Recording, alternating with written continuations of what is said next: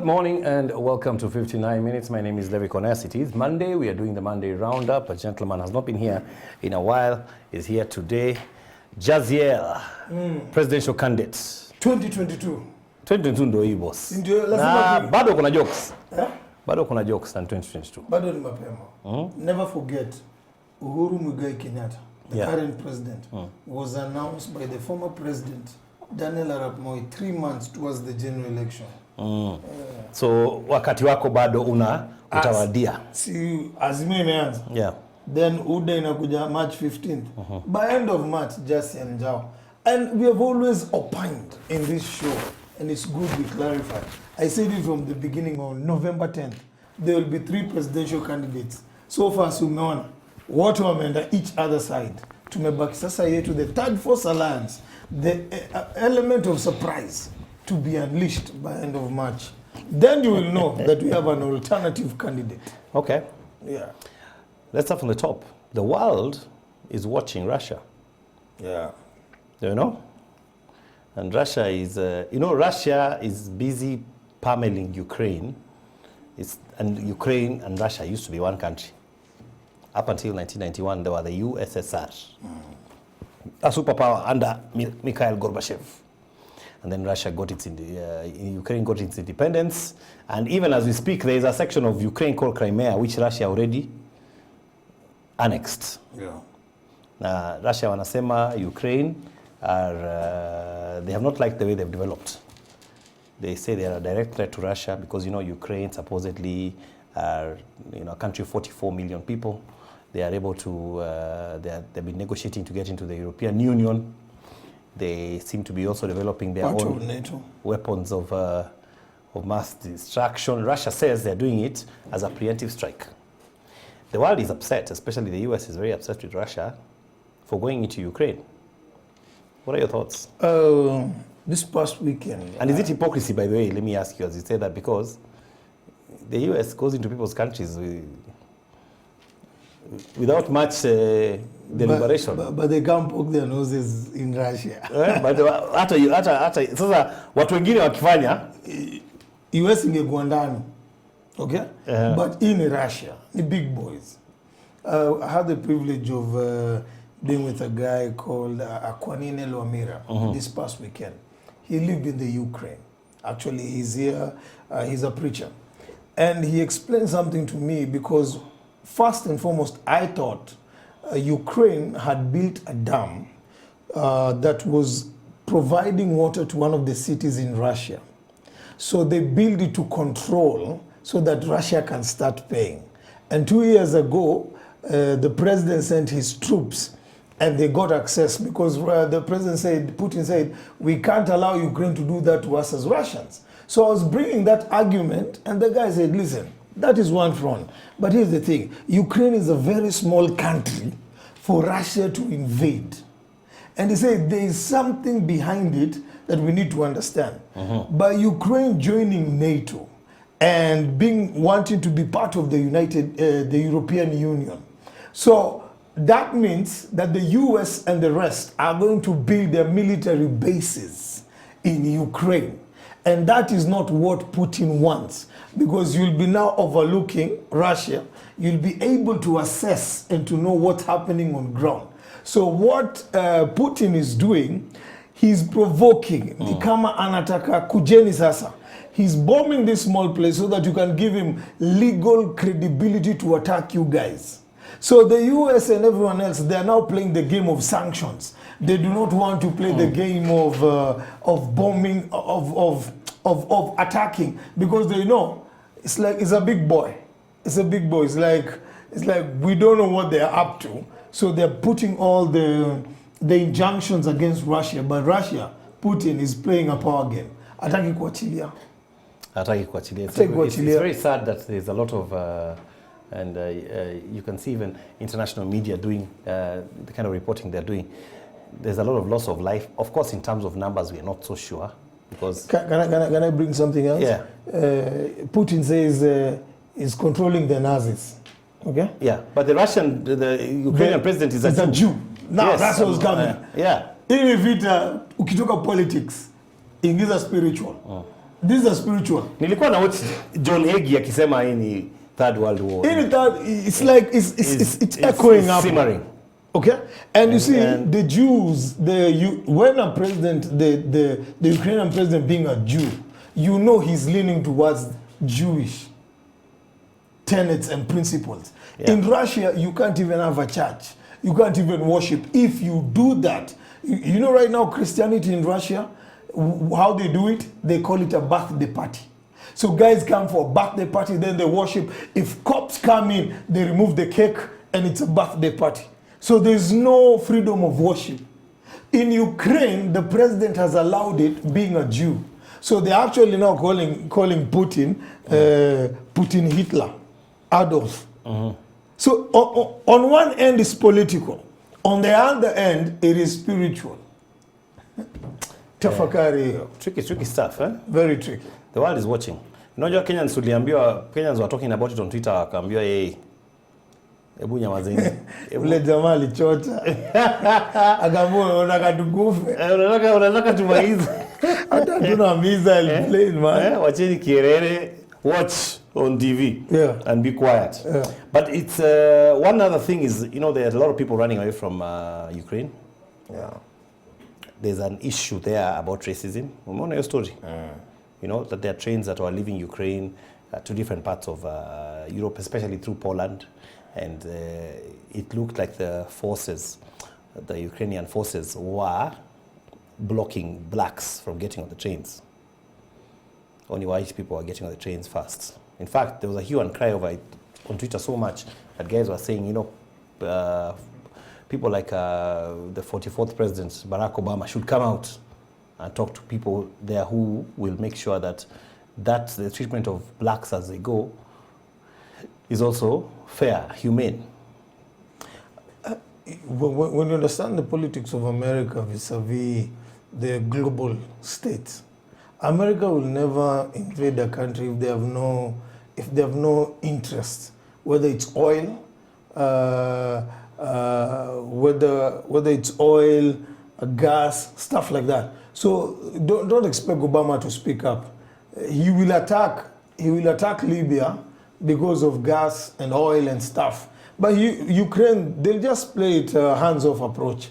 It's a hands-off approach. For me, in my government, if I was the current president of Kenya, I'll open Kenya to Ukraine refugees. Karibuni nyumbani. Yeah. Because for me, I see if we can host 5 countries already in Kenya, we are the only country in the continent that is home to refugees. Let's bring Ukraine. Maybe, you know, they say cross-pollination. Cross-pollination increases a better harvest. So bees produce 100%. Let's move something else.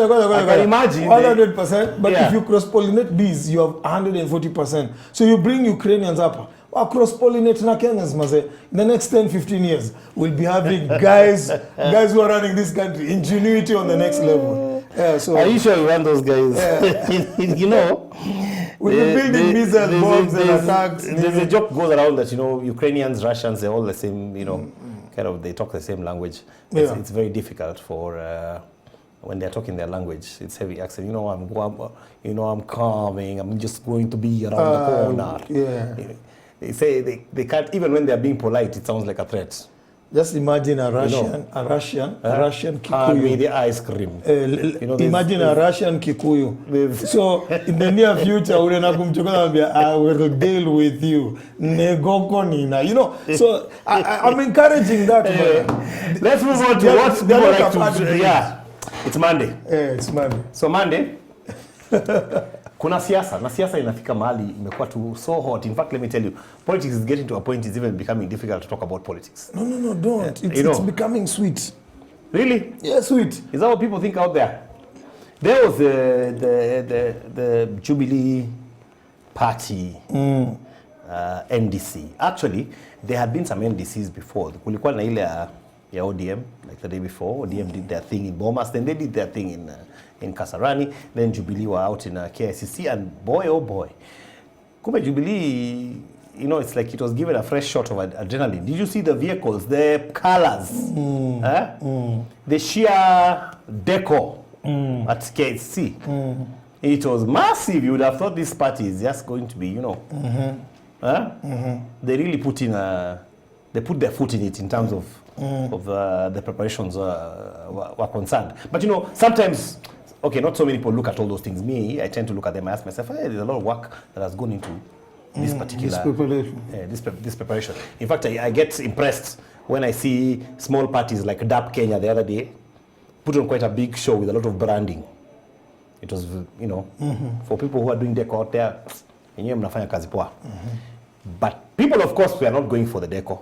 People are going for the stories. And the president had a lot to tell. In fact, he's been telling since, I think, the last time you're on this show. Between the last time you're on the show and now, the president has spoken a lot. There was that time he went to Sagana and he talked to people in the local language. But they tell me, what's the thing there about speaking in vernacular?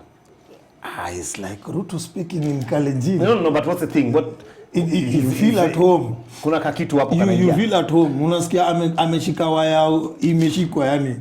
Adoito maya guy lazima ni ukweli. There's a difference. Do you think that Sagana first, before we even talk about this NDC, that Sagana 3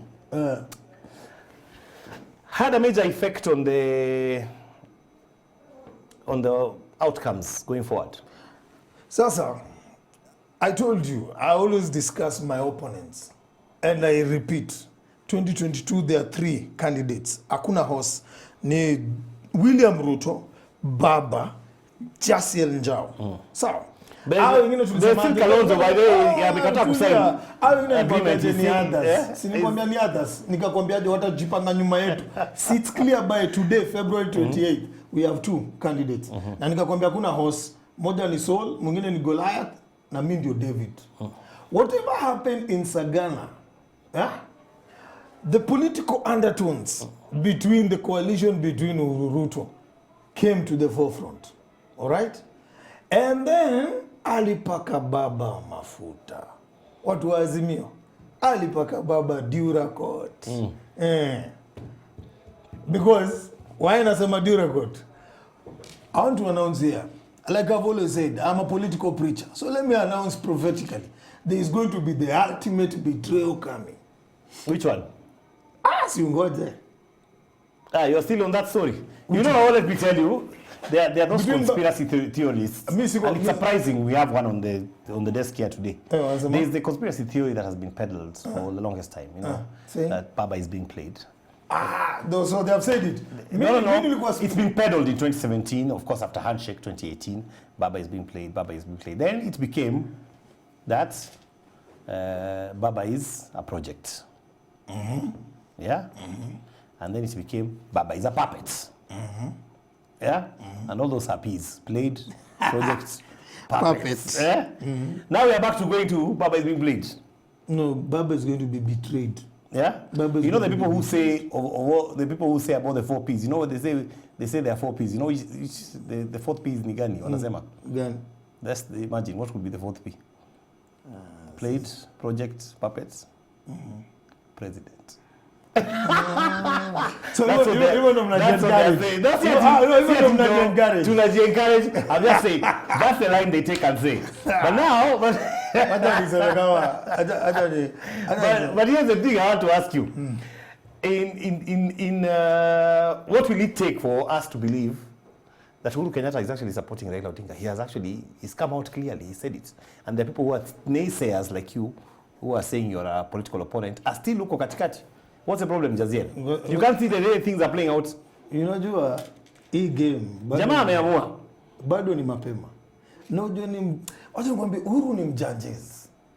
Uhuru ni mjudges. Nilikwambia Ruto ni champes ule ambo wangu. Lakini Uhuru ni mjudges. Ame make sure ameona umse nikimwacha hii kiti anaweza nipinduka. So kila anadu ana make sure ndakupatia lakini hautakuwa na majorities ya MPs. Ni mimi ndakuwa na ranio parliament. So ameleta DAP, ameleta UP, ameenda Jubilee, ameleta KANU. Ni wote mta create my MPs, mneka Baba atakuwa ceremonial president. Behind the scenes ni Uhuru ana control. And just in case, Uhuru lazima introduce another presidential candidate. Another presidential candidate. Na lazima agwe Mkikuyu. lazima, because atakuja ambe baba, sikize sasa, huyu ndo nakupatia mfanye kazi na yeye, unataka ama utaki? Na baba atamwambia sasa, I'm my own man, sitaki huyo. Atachukua huyo ampeleke, akuje naye kwa candidates watatu. And I'm telling you, let me tell you, you know about the Wanga Kingdom, eh? You know about the Wanga Kingdom? Well, I'm not a Wanga. But feel free to tell us. Clearly, we are in for a lesson here on Wangas. Let me tell you something. Let me tell you something. Raila's grandfather brought a coup in the Wanga Kingdom in the late 1890s up. And the penalty was death by hand. But because Raila's grandfather was a buddy to the king said, I won't kill you. But this is what I'll say. Everyone in your lineage, uongozi itako inafika hapa, inakuondokea last minute. And they thought it was a joke. King akaenda, Jaramogi came into the forefront. Are you aware? Jaramogi was meant to be the first president of Kenya. I am aware. How that guy said president wetu yuko jela, ikamuondokea. Na si alisema yuko muondokea, ni yeye alisema. Unajua inakuondokea ngaje, hata wewe ujuangi vile unasema. When the gods want you to be crazy, au ujuangi ukikana kwa crazy this morning. You know, let me tell you. Let me finish. Wewe Jaziel, nimekuja udiscuss serious issues. Na unaenda hapa conspiracy. VP, akekwa VP. Yuko one heartbeat away. Ile Jagu angesema 1 centimeter away from the presidency. Akachoma. 1992 alikuwa the key person kuchukua over multi-party. Last minute for the Dasili ikakuja. Akakufa. Asali ya mwananchi. Akakufa. Ikaingukia nani? Baba ni mara ngapi? Inakujaga hivi. Inaenda. Na watu wote wale wakana baba kwanza ya 2007 na 2013 waliambia sisi tumechoka. Mimi nataka kuambia hii kitu ni prophetic. So let me ask you something. Hii kitu ni prophetic. Mbona mna join mtu? Mnajua last minute. Sasa angalia, bibi yake alianza kusema story ya church, sijui nini. Watu wakaanza kuja yeye na kanisa wapi.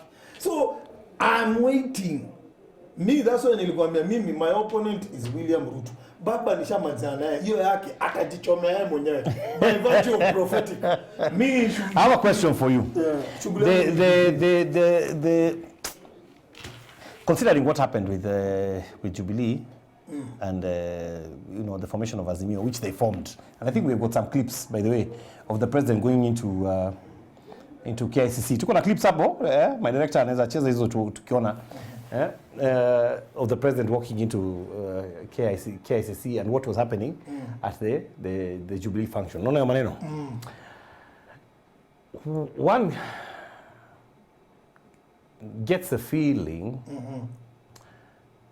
that there's something we have not heard, you know, from Sagana 3, from this particular thing. People have always wanted to know what really happened between the president and his deputy. Now, speculators have speculated. But these two have not said exactly what happened. Who? Both of them. Both Dr. Ruto and His Excellency the President. None of them has actually come out and told people exactly what led to their fallout. Do you see that happening on the campaign trail at any point? Uhuru alituongelesha kwa Kikuyu. He gave us hints. He never told us. He never told us our parting way. Shida yote alisema parting way nilisalimia baba. No, but alisema but he said the deputy was aware when he was. He was aware. So it was not an issue to go and greet. It was an issue to DP. Hata mimi wacha nikushow. It wasn't an issue. Nimekuambia mimi study watu my opponents. Hata mimi ningeifeel. Nimezunguka hii country yote nimekujenga. Alafu last minute unaenda pale na argument yako ni ukweli argument yako ni we need peace. But can I also bring another element? Because Leonas Kane, I'm in my prophetic element. Do you know Uhuru won twice? And Israel supported President Uhuru. The problem came that December when the president told our ambassador not to stand with Israel and vote. It was a political decision, yet it was meant to be a spiritual moment where Kenya did not stand with Israel at the United Nations voting. Yeah. Okay? Yeah, we didn't vote. We didn't, yes. We didn't vote. That one opened a spiritual portal. Baba had already accepted. His followers had already accepted.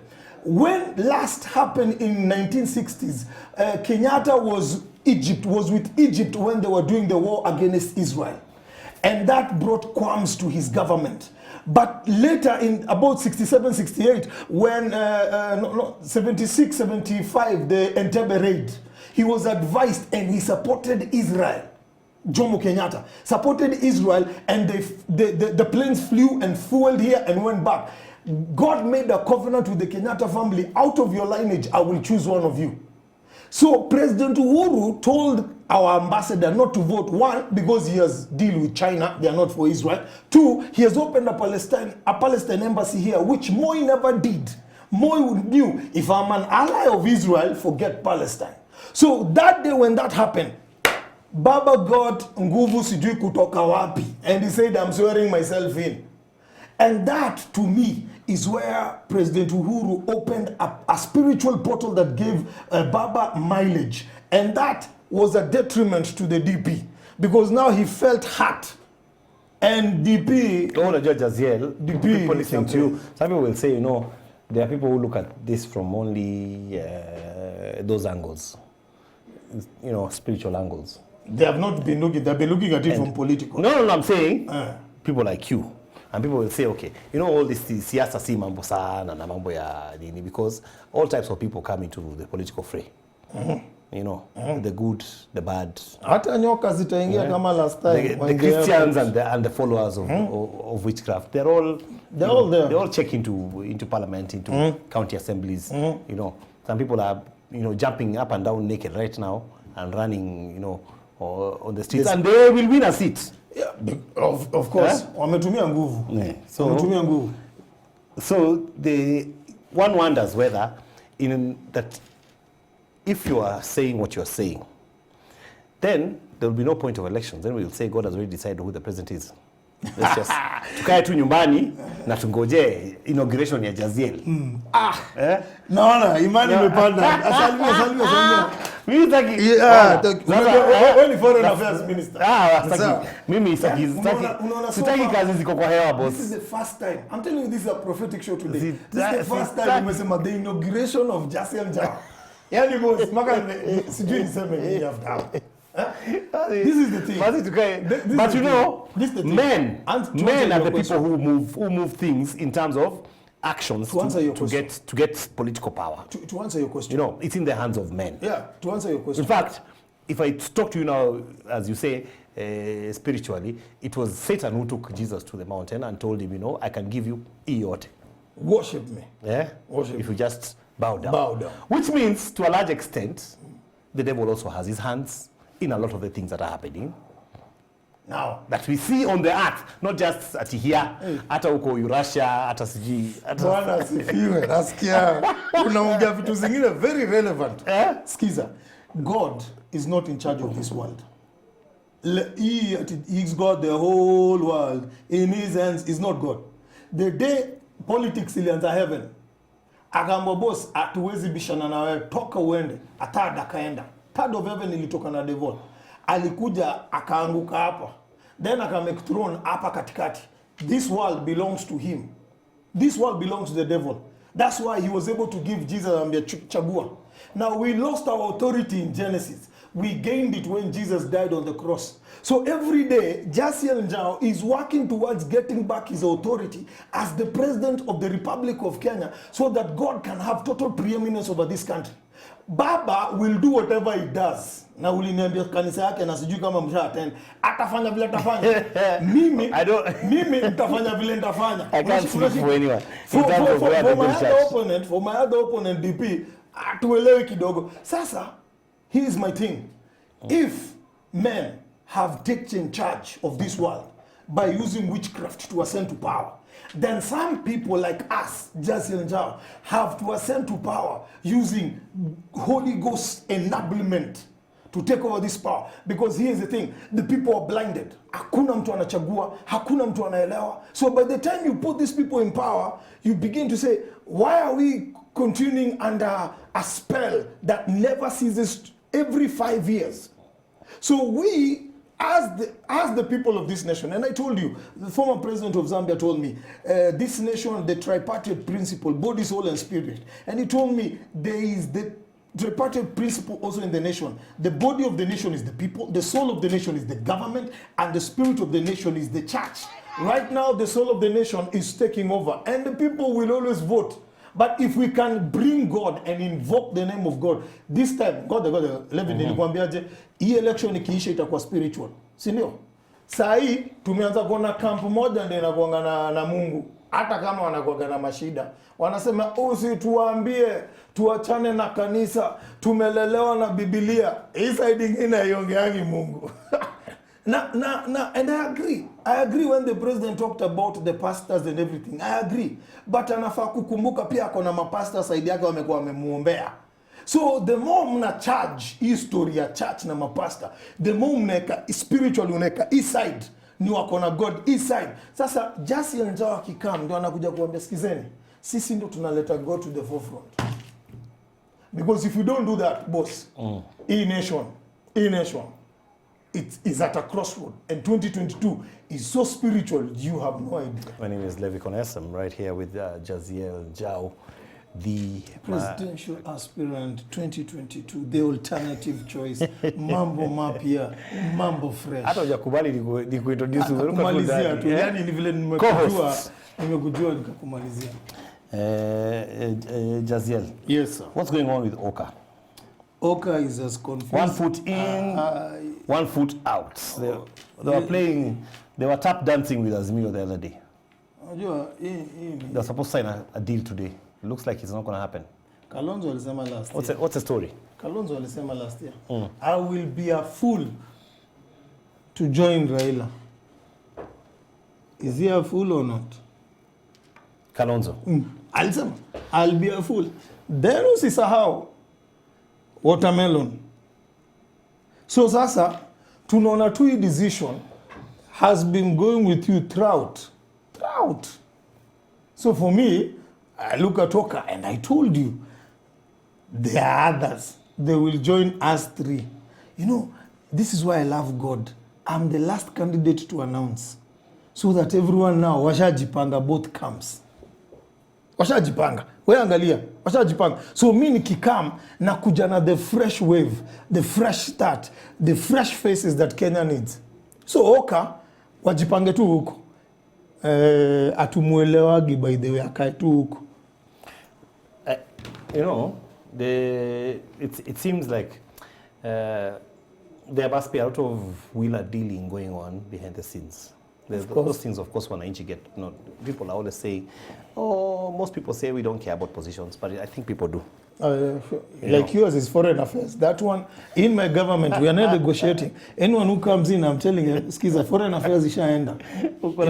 No, si hata akina nani, akina Gashagwa, Rigathi, waliambiaje ma-DVD na Wetangula, please mkikuja mjue hii kiti ya DP ni ya Central.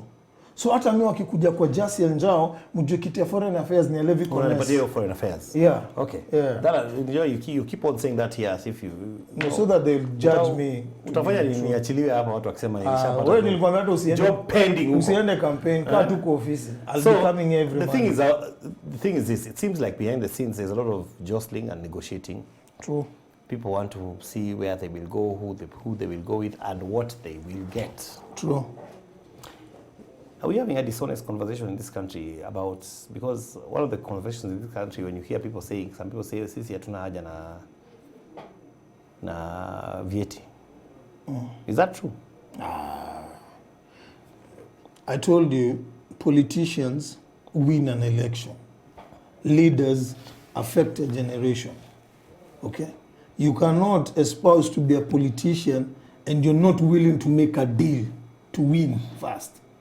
All the ideas you have to change this country will only happen if you're on that seat. So dealing of politics has to happen, and negotiations have to happen, and it's a win-win, value for value. What are you bringing to the table? What do you bring into the table?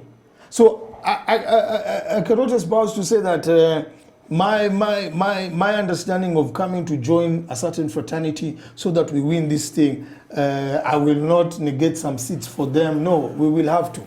Because if we're going to help the people, I need the numbers to win.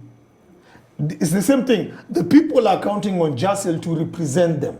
And JASIEL is counting on the formation and the arrangements to come in so that we can win and serve the people.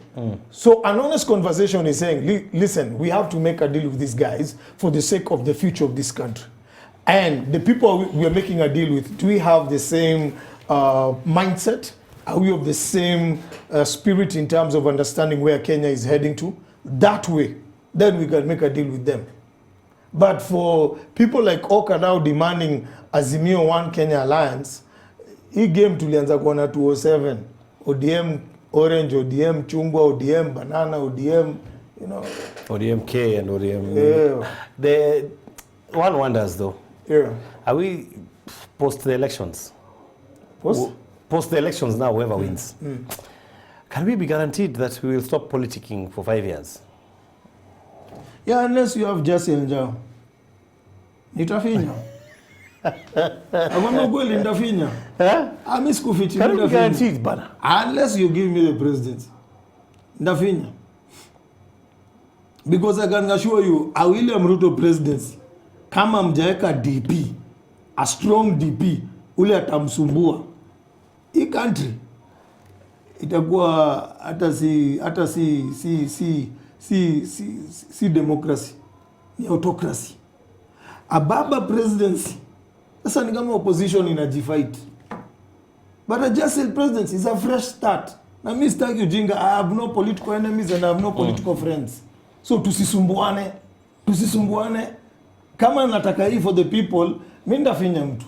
Hakuna haja tudanganyane. That you're out, ni your competitors are running ahead of you. Ruben Kigame is out there. Amefanya nini? Niliona interview yake hapo nikasema anaongelesha watu. Hata nikwambia niliona interview yake and I thank my mother-in-law alinitumia akaniambia bwana angalia hii. Hata siku moja 10 minutes nisema mse arudi tu pulpit. Yeye si political preacher, yeye ni preacher. Kwanza yeye ni apologetic. Because one question aliulizwa ni ageism na lesbians. Akaanza kusema that's not the question. The question I want to ask, have they eaten? Are they full? Do they have jobs? Akaulizwa corruption. Akasema we will attack them full throttle. So mbona unashinda kudeal na gayism na lesbians lakini corruption una deal nayo? Akasema huyo akae tu hapo. Because when it comes to politics, you see, he has the party, he has the people, but ikitu bro. Yeah. Because you talk about this political preaching and then you talk about spiritual warfare and things being decided in the spiritual realm. Yeah. With a country that's predominantly Christian. Yeah. A lot of us were in church yesterday. Yeah? Amen. And a lot of us are members of churches, of Bible study groups, choirs, you name it, out there. Yet when it comes to decisions like the presidency, people do not think from a spiritual angle and say, you know what, let us actually, as a church, we are going with this particular direction politically. Yeah. You know, we remove that from the aspect. Right, so you find that although we are in church, there's an Azimio guy with an UDA guy, with an independent guy, with an Oka guy. We are all in the pews. All of us worshiping God, praying for our candidates. Yeah. But at the same time, to become president. Yeah. But at the same time, not consulting God who is your candidate. But you're praying and pushing Azimio. Yeah, praying and pushing what you're pushing. UDA. Yeah. And saying, you know, it has to be this way, it has to be this way. Yeah. And then there's also a perception, you see, which you've also said over here. The other thing is when you look at things also from what you say, the spiritual angle, there's a perception that you have also alluded to while you're here. You ask, who is that person? Where is he going to church? Who is his pastor? Yeah. And then you say it looks like when you talk about, it's like if you talk about the church, you're against the church. So you cannot say, for example, that the church should not take stolen money.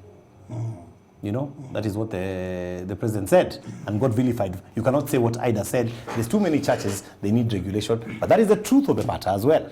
You know, that there are so many churches. There's even a church the other day that was asking people for money to check if their names are in the book of life. I mean, it's ridiculous. Yeah? You know, so if you say anything, you become, oh, let's not attack the church. Yet the church is not giving a moral compass.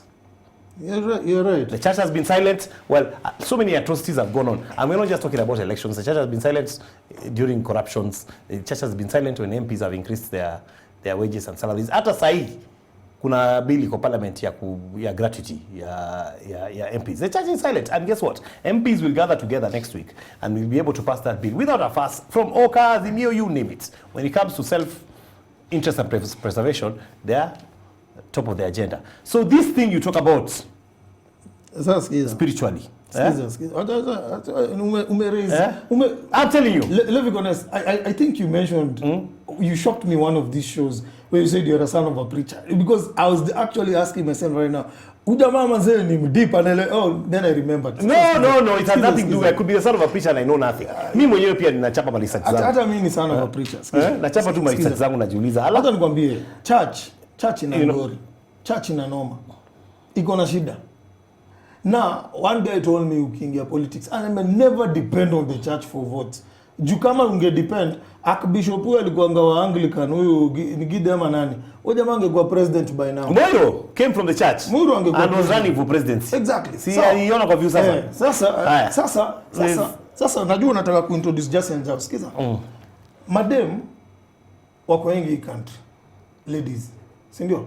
If ladies woke up today and decided Martha Karua is the president, so wangechagua. They can. Si ndio? They can, they will, it will happen overnight. But yeah. Bado wanaendea UDA, bado wanaendea Azimio, na bado wanakujia JASIEL. Unashika? So the issue here is God amekuwa frustrated because Ezekiel 22:30 inasema, and I sought for a man, not an institution. Not an institution. I sought for a man to stand in the gap because right now there is a gap in Kenya. There is a gap, a serious gap, a battle for the soul of this country. So when God sought, he saw JASIEL Njau, hakuona institution. And so what God is doing, and I bring all those aspirations at church na nani, anazeka kwa mtu kama JASIEL Njau, alafu anamge favor. Because the question will come back to, are presidents born or are they made? Are presidents born or are they made? When you look at my likes now, because we introduce Ruben Kagame and the rest, are presidents born or are they made? Presidency is a factor of being made. You cannot. In fact, Ronald Reagan said it very well. The office pursues you. The office pursues you. It's not an ambition, it's a calling. If it's an ambition, you get frustrated, right? So when you're born a president, right from the womb, I knew you, it is easier to make. And that's why President Uhuru has been suffering, because the people he has been trying to make are on a ground, haezi ingia ground, haezi filio. So my take to this coming election and the gap that is in the nation, and they are fighting to fill that gap, is that God will choose a man who will come and fill the gap. And for me coming into the political scene, I'm telling you, church ita comes at states, wali comes hele wali realize by the ujamani adulterer, lakini anakaa anapenda Jesus Christ. Last minute, evangelical wakakuja nyuma. Yeah, but just to say also, you know, that as you speak about that, God also doesn't just use the lenses of man. Because in your lens, if I go to church so much myself, you can say, he's a good man, he goes to church. But that's your lens. Yeah, that's your lens. That may not necessarily be God's lens. True.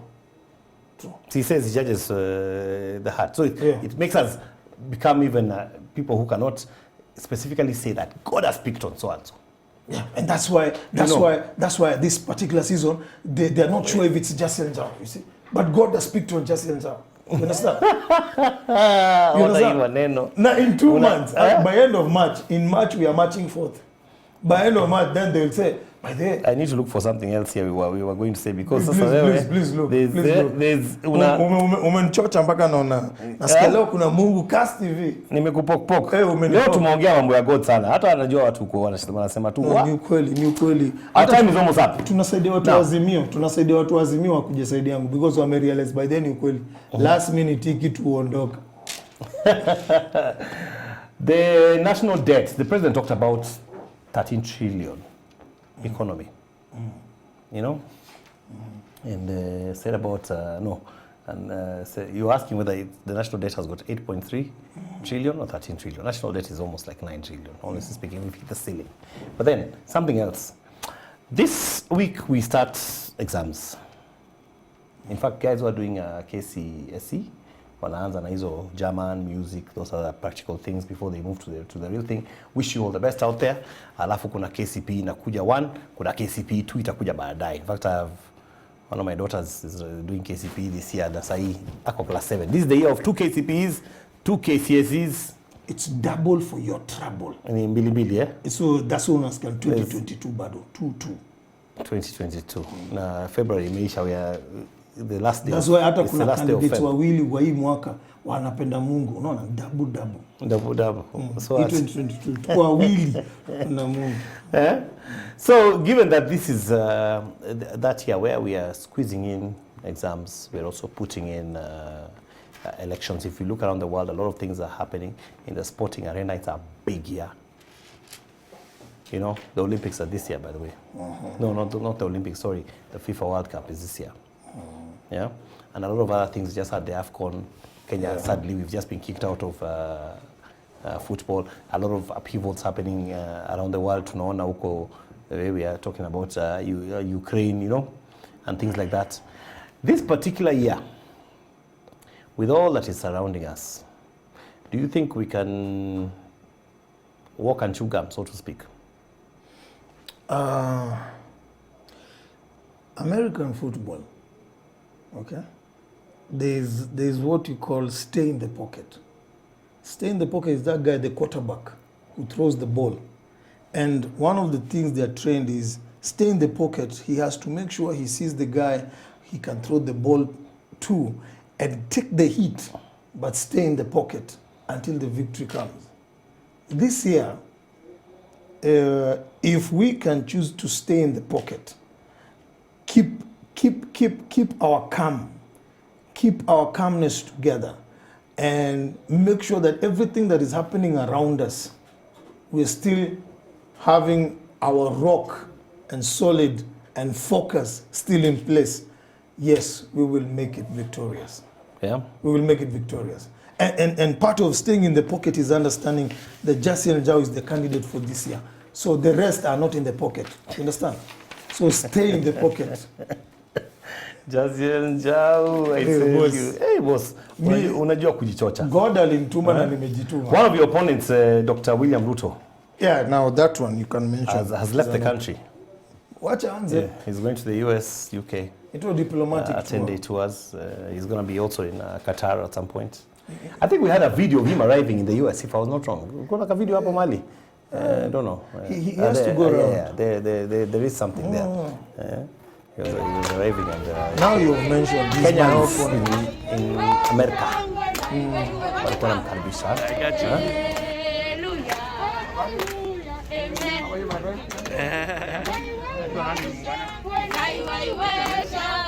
Sana, jana ilikuwa ina raise eyebrows.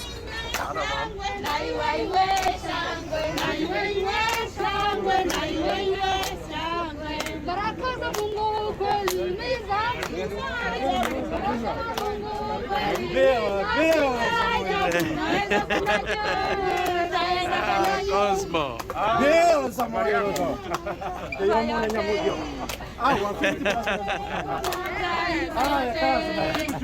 Samke. Samke, citapka.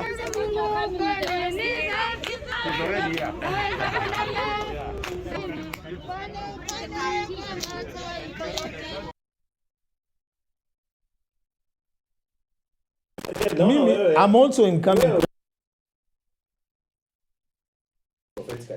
I see you in Uda. Not too long from now. Sasa, nakuona huko ndani. Hizo mahi tunarusha hapa. Sasa umerudi. Wewe mwenyewe vile umeongea. Umeona Ruto anaweza step down. Aseme huu ndio the original hustler. Kama ni hivyo, maybe unajua I said I see you in Uda. Maybe you'll be the presidential candidate there. You know, Haja hold the NDC. Haja hold. So unajua leo ni Feb 28th. Yes. Historically, Feb 28th ndio kulikuwa na grand coalition government and started the coalitions in True, we are celebrating that. Yeah. You have mentioned two things. Unajua umesema 2 KC, 2K. Sasa pia umetoa two prophecies. umetoa profesia kwanza, si ndio umesema? Umesema Jasiel njao suoni. Alafu ukasema ya pili ukimalizia unaona nikiingia UDA. So let the Lord speak. Mimi siko sure. But hizo habari wanaelekea. Kuna watu malizia. We are going to end it on that note. Sometimes what we set out to talk about doesn't really happen when we meet with Jasiel here. This is a political. It just takes a life show of its own, but it's Monday. Yeah. What can we say to my people from... let me speak to what about Elgon tulipoteza leader. Okay. Yes, one of our leaders, Honorable Serut, passed on. The family is being buried this particular Saturday. And then the other sad thing I would say as we close is the issues that are happening in Kerio Valley. Very disheartening. I really hope the government can get a grip on the security situation there. Allow me then to address my people. Ladies and gentlemen, this is Jasiel Njao, your presidential alternative choice for 2022. Now listen, many are they that are for us than they that are against us. And in March, starting tomorrow, we march forth. But obviously after UDA, March 15th, then we will march forth. And as my co-host has alluded prophetically and has given the two prophecies, may this day be held accountable before God of what he has said, because something is about to happen. They have talked about earthquakes, but this one is not even a tornado.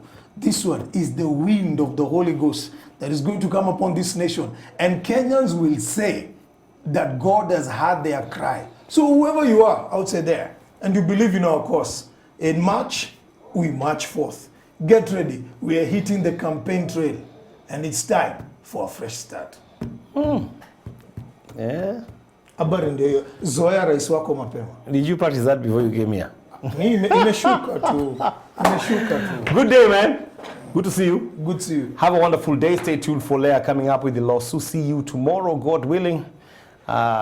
This is going to be a week with a lot of different guests and different things going on. And of course, happy end to the month as we welcome March tomorrow. Na wale wanafunga shule pia, all the best. Good day. Imagine.